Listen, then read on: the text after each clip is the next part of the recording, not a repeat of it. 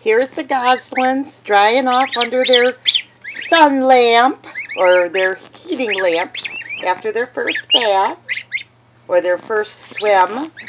They had a good time.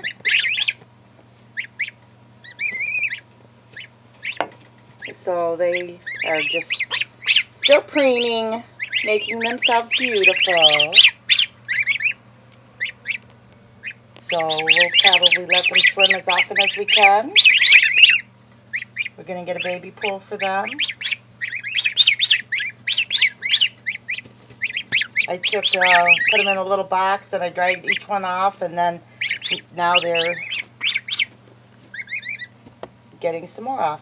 Not that they couldn't dry out, but it's not super warm, so we didn't want them to be any wetter any longer than they had to, seeing that they're only a week old. Yes, babies.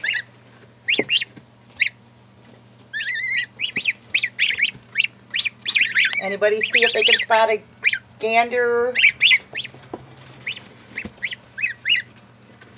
here?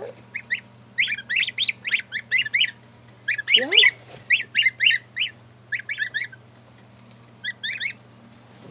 You pretty babies.